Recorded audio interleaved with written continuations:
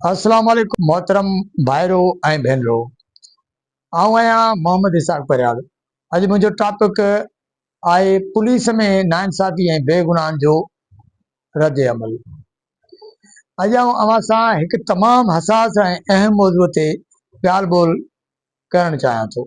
इहो आहे खून जा केस ऐं पुलिस जी नाइंसाफ़ी ऐं असांजे समाज में केतिरा ई अहिड़ा मिसाल आहिनि जिते बेगुनाह माण्हू सिर्फ़ असर रसूख़ रिश्वत या दबाव सबबि केसनि में फासाया वञनि था, जॾहिं त जेके माण्हू असल में ॾोहारी हुजनि था उहे ताक़तवर हुजण करे आज़ाद घुमनि था। सभ खां वॾो ज़ुल्म बेगुनाह माण्हू जेलनि में लताड़िया वञनि था।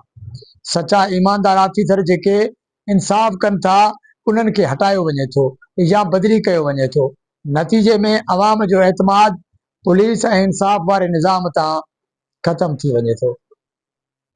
पुलिस ऐं जांच वारनि इदारनि खे सियासी या ज़ाती असर खां आज़ाद रखियो वञे।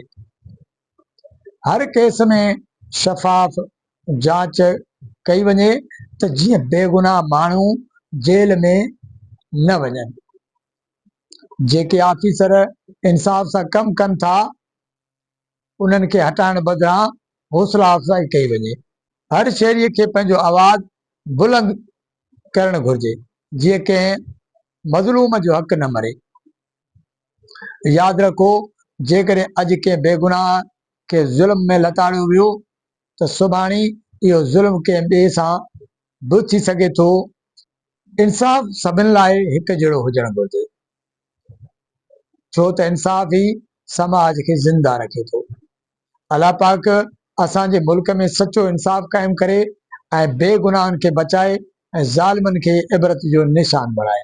महिरबानी तमामु ॿुधंदड़ दोस्तनि ऐं भाउरनि भेनरुनि जी। मुंहिंजा प्यारा दोस्तो, मुंहिंजे यूट्यूब चैनल MIP व्लॉगर खे चैनल खे सब्सक्राइब कयो ऐं मुंहिंजे फेसबुक ID खे फॉलो करियो त जीअं हर नई वीडियो तव्हां ताईं पहुचंदी रहे। इंशाल्लाह वरी कंहिं ॿिए नए टॉपिक ते तव्हां सां ज़रूरु मुलाक़ात थींदी।